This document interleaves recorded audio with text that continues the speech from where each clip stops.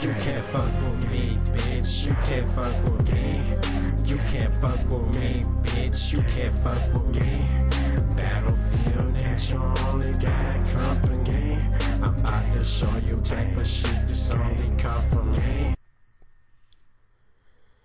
Hey, what's good with y'all, man? Y'all know who it is, man.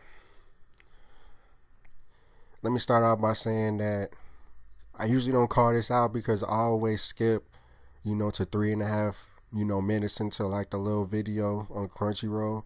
And usually around that time, that's when the episode starts.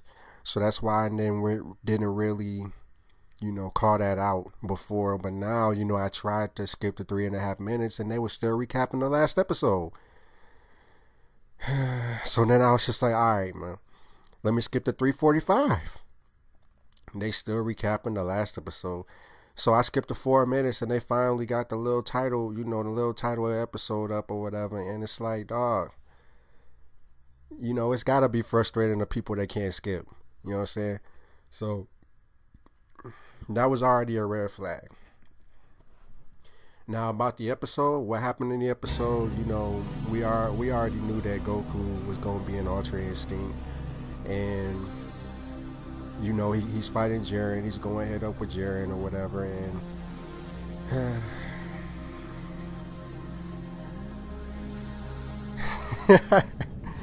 man, it's just, this whole episode was a fanboy's wet dream, dog. The whole episode, I literally said in the past video that they only had 2 routes to really beat Jiren at this point. And they literally picked the worst route, the comical route. Because I said, they should at least brought back Vegito and actually had Vegito actually beat somebody. He didn't beat Boo. He could have. I'm not saying he couldn't, but, y'all know what happened with that. And then, with the whole fuse merge Zamasu or whatever, he unfused. So I felt like this was an excellent opportunity to bring back Vegito. They allow fusion to everybody fucking else. You know what I'm saying? So I just don't understand why they didn't go that route, but instead they went into this whole, we gonna make Goku go into Ultra Instinct, but this time he's gonna master it. That was the shittiest way to, even stand up to Jiren. They wrote him too powerful, and Goku had to pull another fucking power up out of his ass pretty much, man. Now, the reason why I don't really have too much to say about this episode, what occurred and all that, is because there was just a lot of fucking exposition, man. A lot of exposition. This was one of the worst episodes for exposition. Majority of the episode was them basically talking about the fight. Them sucking off Goku, sucking off Jiren. Belmont told Jiren to end Goku twice. And this is another thing I don't like, man. If Jiren is so fucking powerful and he knows that everything is on the line in this fight, why does he need somebody to fucking tell him to knock somebody off to save his universe? If he's supposed to be this big ass superhero, he more powerful than everybody. You feel me? So why does, I don't understand why he's even taking orders from Belmont, to that extent. I understand it's the whole respect thing, but he should already have that in him too.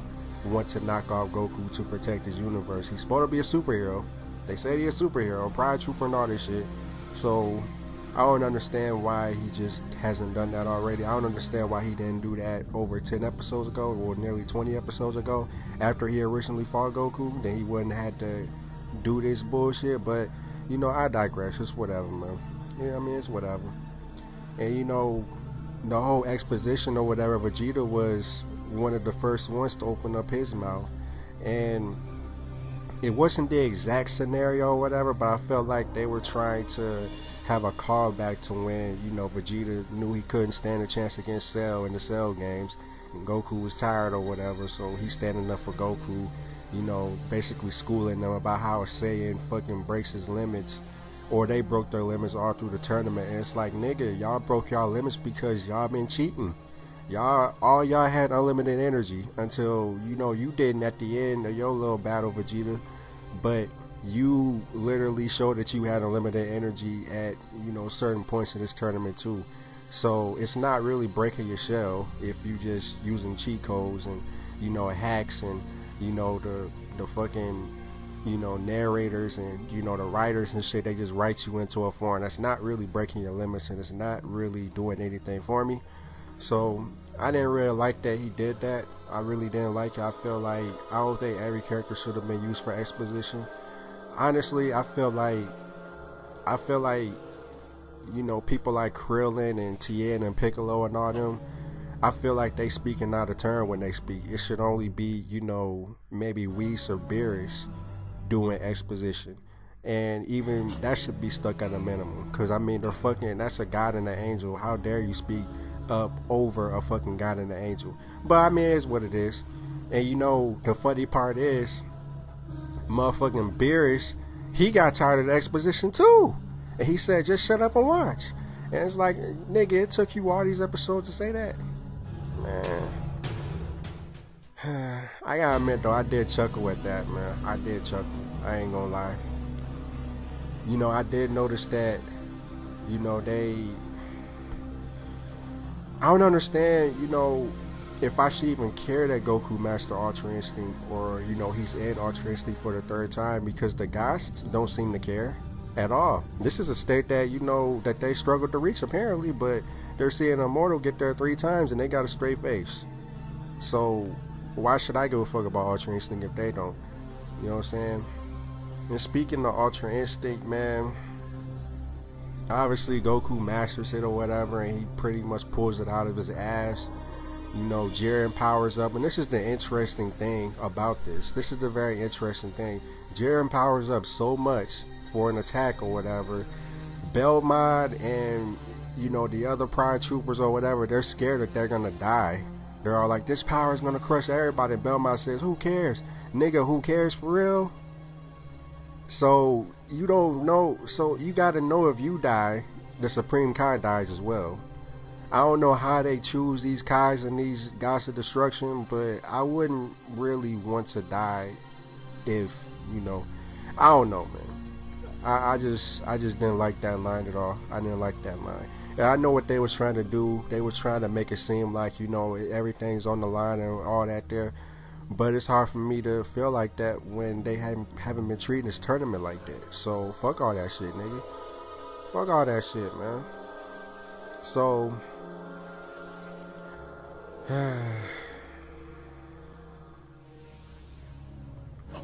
this is another thing, man.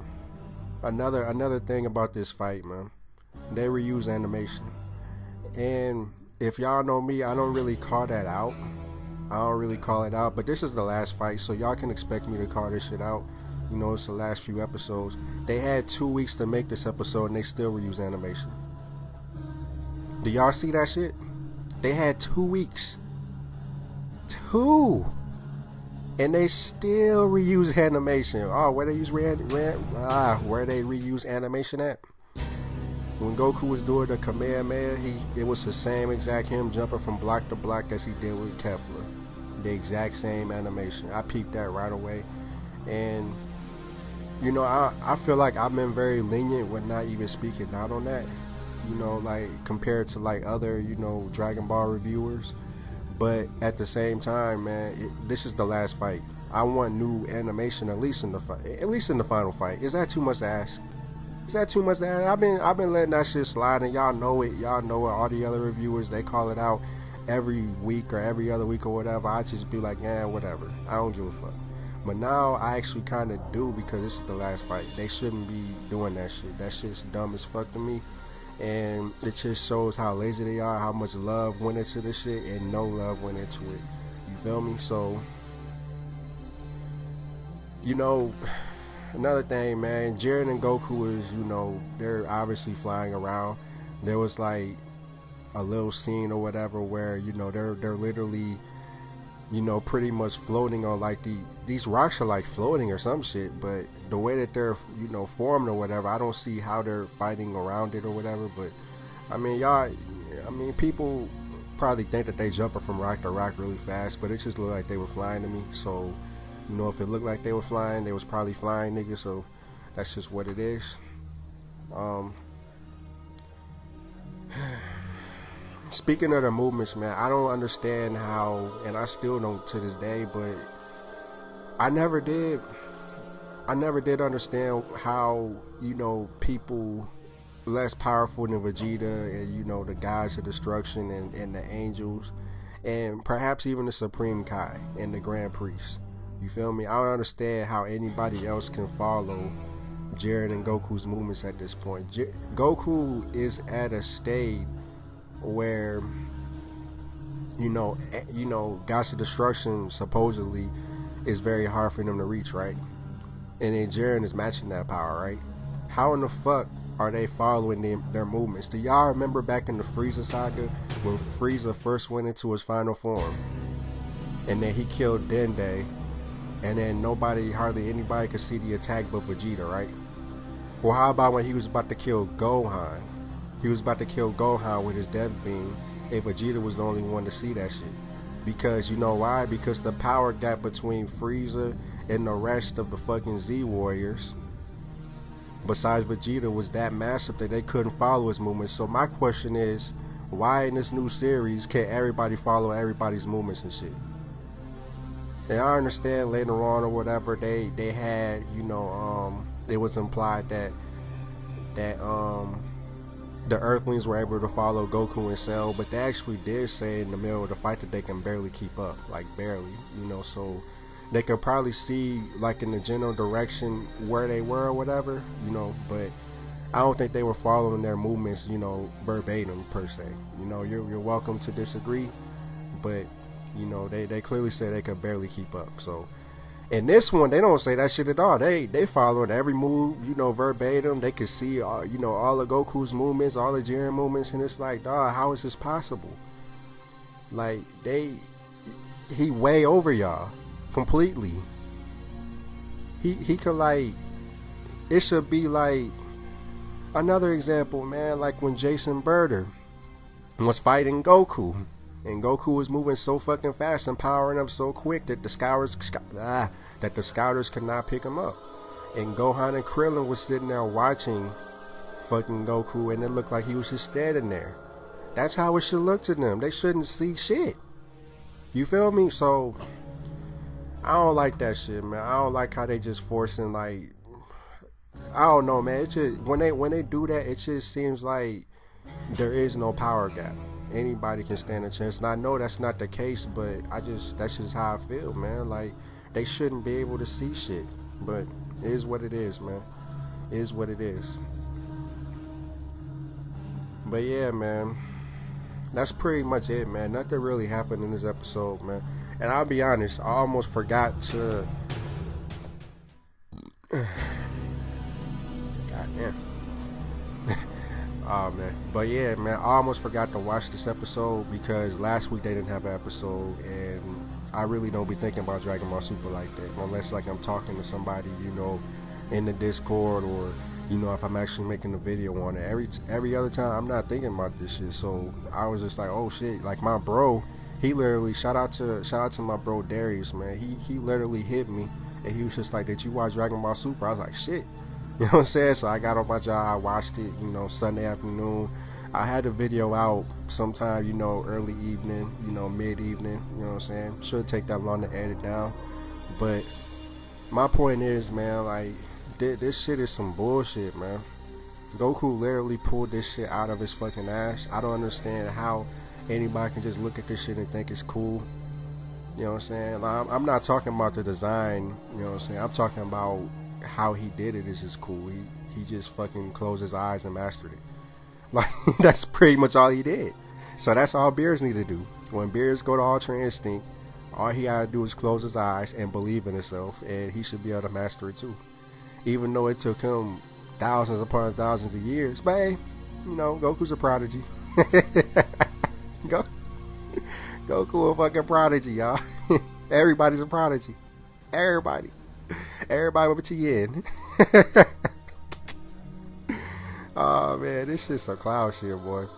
Shit's some clown shit. I ain't gonna put the clown music on here because they was hitting me up with like copyrights and shit. So I ain't doing that shit no more. You know what I'm saying? Unfortunately, that shit was fun though, but I had to like take that. I had to stop doing that shit. Feel me? So yeah, man, I ain't gonna drag this on, man. I ain't gonna drag this on and keep y'all forever, man. Cause I said everything I gotta say. The episode was trash. If I had to give it a rating, it would probably be I'm not gonna be corny and say a 1 out of 10, but I'm gonna be real and say a 1.5 out of 10.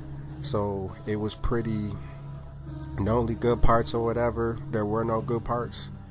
You know, alright, man, I'm gonna stop flexing, man. I guess like the only like really good part was when damn,